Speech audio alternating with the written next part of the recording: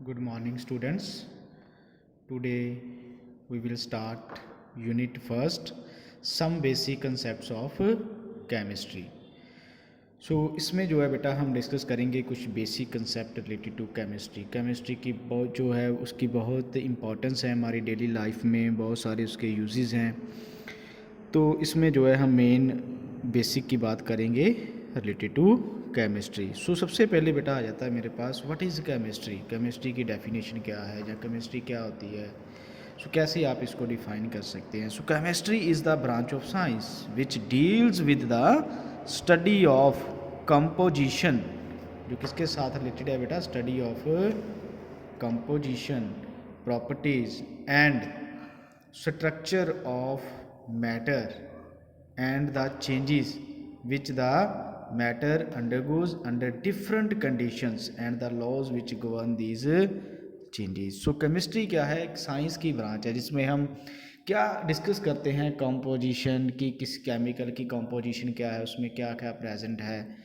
जैसे हम वाटर की बात करें उसमें हाइड्रोजन ऑक्सीजन प्रेजेंट है, कितनी रेशो में प्रेजेंट है, this is the chemistry. And उसके प्रॉपर्टीज़ के बारे में पढ़ेंगे कि इसमें कौन सी इसकी प्रॉपर्टीज़ हैं, ये पोलर है, नॉन पोलर है, बॉइलिंग पॉइंट क्या है इसका, मेल्टिंग पॉइंट क्या है इसका, एक्सेट्रा। इसके साथ उसके स्ट्रक्चर के साथ रिलेटेड भी बात करेंगे हम। तो जिसमें हम ये सभी चीज़ें डिस्कस करते हैं उसको क्या बोलते हैं हम, chemistry. It is the branch of science which deals with the study of composition, property and structure of matter. उसके बाद अगर मैं बात करूँ तो बेटा इंपॉर्टेंस बहुत ज़्यादा है केमिस्ट्री की। It is difficult to imagine our life without chemistry. Chemistry के बिना हम अपनी लाइफ को एक्सप्लेन और पॉसिबल नहीं कर सकते, इमेजिन भी नहीं कर सकते हम अपनी लाइफ को। क्यों?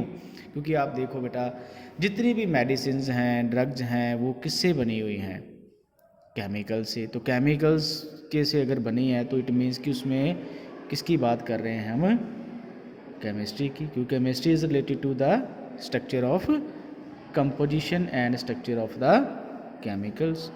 इट मीन्स कि जितने भी मेडिसिन हैं, ड्रग्स हैं, जो भी हम अपनी डेली लाइफ में यूज़ करते हैं, ये सभी किसके साथ रिलेटेड है, केमिस्ट्री के साथ रिलेटेड। इट मीन्स केमिस्ट्री की जो है वो इम्पॉर्टेंट है इन आवर डेली लाइफ। अगर बेटा मैं बात करूं तो मेन एप्लीकेशंस ऑफ केमिस्ट्री की कुछ एप्लीकेशंस हैं। जैसे एग्रीकल्चर में भी ये यूज़ होता है, food, medicines, warfare, transportation, computers and in our everyday life.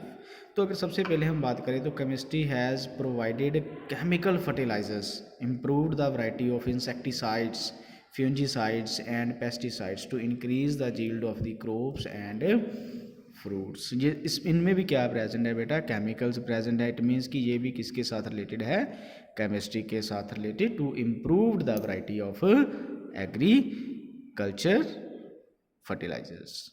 Use of preservatives, हम प्रेजर्वेटिव्स में जो केमिकल्स यूज़ करते हैं जो हमारे फूड को लॉन्ग टाइम तक जो है वो सेव करके रखते हैं, डैमेज होने से, रेंसिड होने से जो है वो उसको सेव करते हैं। This is called preservatives.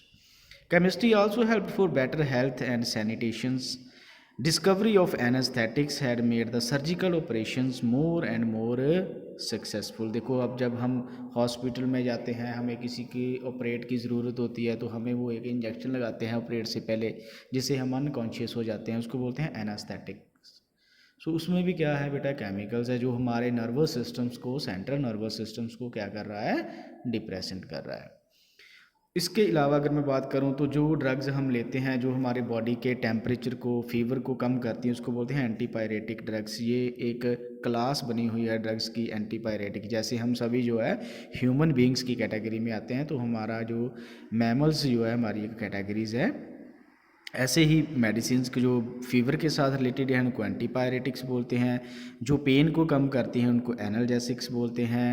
ट्रांसक्यूलाइजर्स होते हैं फॉर द ट्रीटमेंट ऑफ, कुछ होते हैं बेटा मेरे पास tranquilizers for the treatment of stress and mental diseases. Anti microbial to cure the infections. Broad spectrum antibiotics भी होते हैं जैसे पेंसिलिन, ब्रॉड स्पेक्ट्रम और नैरो स्पेक्ट्रम बेटा दो टाइप्स के एंटीबायोटिक्स होते हैं। ब्रॉड स्पेक्ट्रम होते हैं जो मल्टीपर्पज़ के लिए यूज़ किए जाते हैं। सपोज़ करो कि आपको कफ़ भी है और फीवर भी है, आप एक ही टैबलेट लो जो कफ़ को भी क्योर कर दे और दूसरा फीवर को भी जो है वो कम कर दे। तो एक ड्रग के दो फंक्शन हो गए ना, जहाँ दो से ज़्यादा, सो उसको हम क्या बोलते हैं, ब्रॉड स्पेक्ट्रम एंटीबायोटिक्स। और एक नैरो स्पेक्ट्रम होते हैं जो पर्टिकुलर डिजीज़ के लिए ही यूज़ किए जाते हैं। जैसे अगर किसी को पेन की प्रॉब्लम है तो जो टैबलेट देंगे वो सिर्फ पेन को ही ठीक करेगी। सो इट मीन्स उसका एक ही फंक्शन होगा, पर्टिकुलर फंक्शन। सो उसको हम क्या बोलते हैं, नैरो स्पेक्ट्रम एंटीबायोटिक्स। सो ये थी बेटा कुछ केमिस्ट्री की इम्पोर्टेंस। जैसे केमिस्ट्री इन वॉर में भी हम यूज़ करते हैं, ठीक है। सो ये हैं डेली लाइफ के जो इसकी इम्पोर्टेंस है। ओके, नेक्स्ट है बेटा इसके साथ ही नेचर ऑफ मैटर। मैटर के बारे में हमने पढ़ा है। मैटर क्या होता है, anything that has mass and occupy space is called matter. कोई भी चीज़ जिसका मास होता है, जिसका भार होता है और जो क्या कवर करती है, स्पेस को कवर करती है, उसको हम क्या बोलते हैं, मैटर। सो पेन जो है बेटा ये दिस इज़ अ मैटर। इसको मैंने यहाँ पे रखा, इसने इतनी स्पेस कवर कर ली, इसका कोई ना कोई मास है, this is called matter.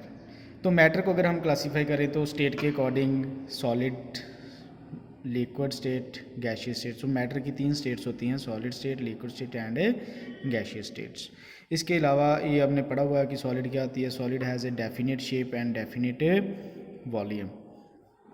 Example wood, table, copper rod, common salt etcetera. Liquid state की अगर बात करें तो liquid has a definite volume but not definite shape. So liquid जो है उसकी शेप डेफिनेट नहीं होती। Liquid takes the shape of the container in which it is placed. For example water, milk, oil, अगर हम उसको किसी कंटेनर में डालते हैं तो कंटेनर जैसी शेप हो जाती है, किसी बॉटल में करेंगे तो उसकी बॉटल जैसी जो है वो शेप हो जाएगी। उसके बाद आता है बेटा gaseous state. Gas neither possesses definite volume nor definite shape, it occupy the whole of the volume of the vessel in which it is placed. For example air, oxygen, hydrogen, carbon dioxide, these are the examples of gaseous state particles.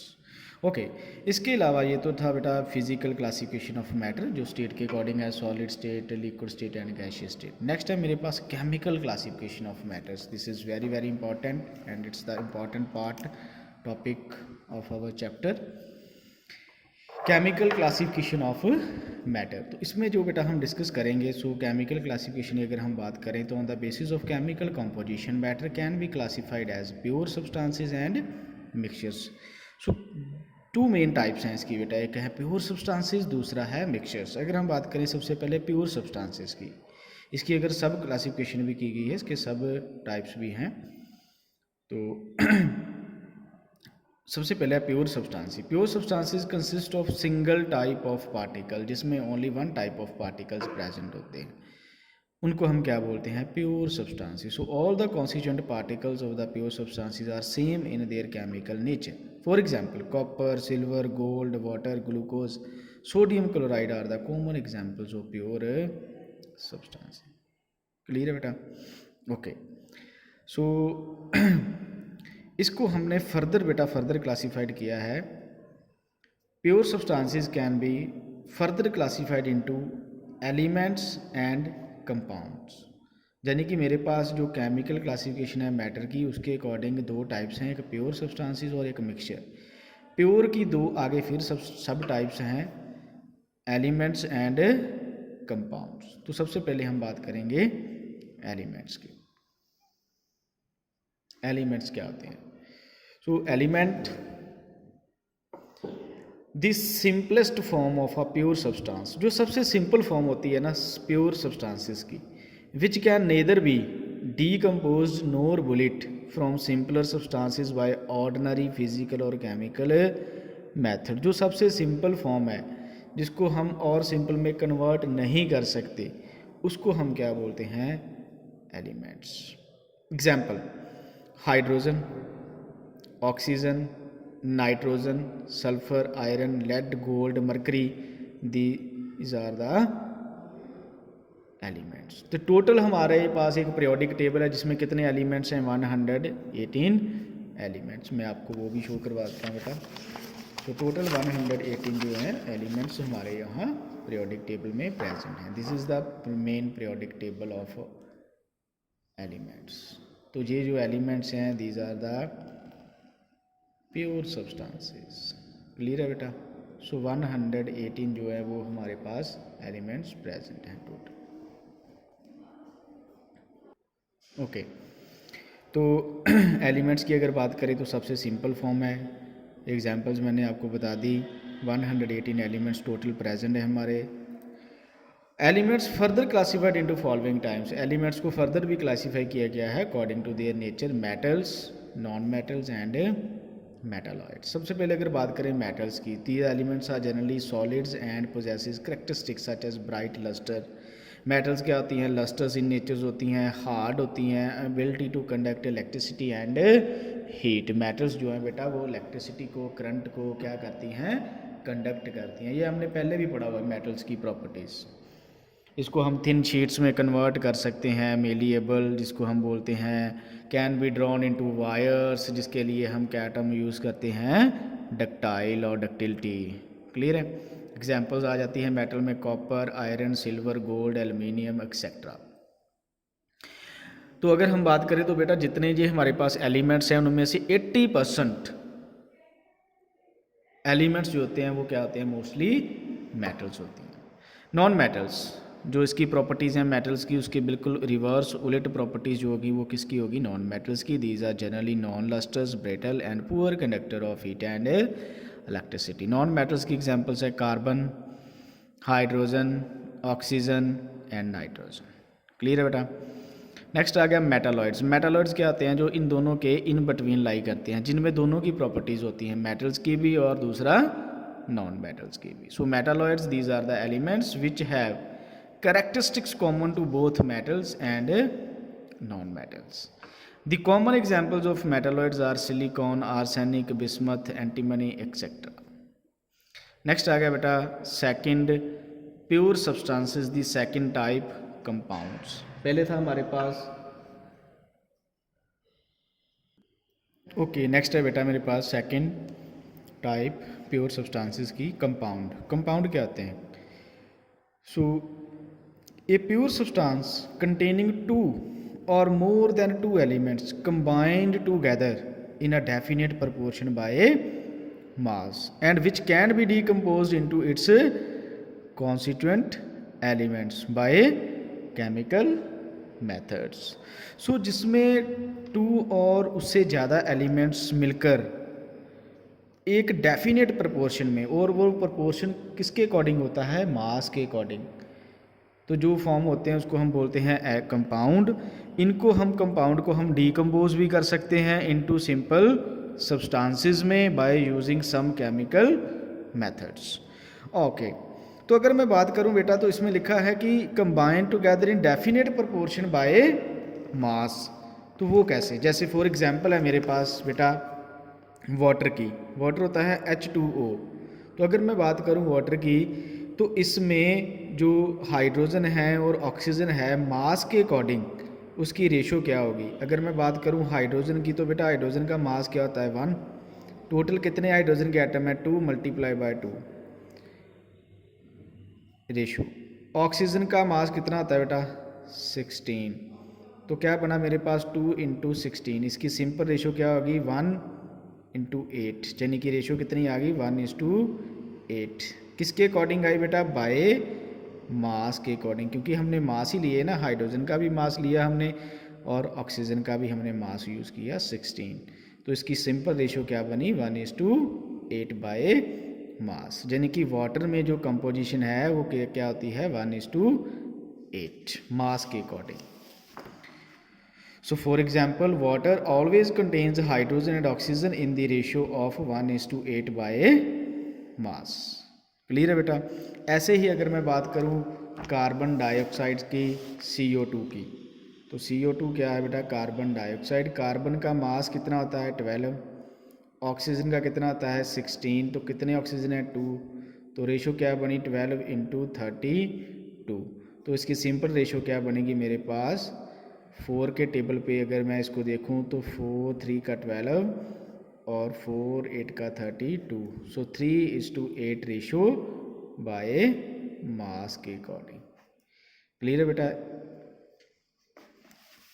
Okay, तो ऐसे जो है बेटा हम ratio जो है मास के according calculate करते हैं। ओके, अगर मैं बात करूं कंपाउंड की, तो कंपाउंड की भी मेरे पास बेटा दो मेन टाइप्स हैं, जैसे इनऑर्गेनिक कंपाउंड्स और ऑर्गेनिक कंपाउंड्स। इनऑर्गेनिक क्या होते हैं? These are the compounds which are obtained from non living sources such as rocks. जो नॉन लिविंग सोर्सेज से हमें अवेलेबल होते हैं, हम उसको ऑब्टेन करते हैं, उनको हम क्या बोलते हैं? Inorganic compounds. Rocks, minerals etcetera, so जो इनमें से हमें प्राप्त होते हैं, ऑब्टेन होते हैं। For example common salt, marble, washing soda etcetera, these are the inorganic compounds.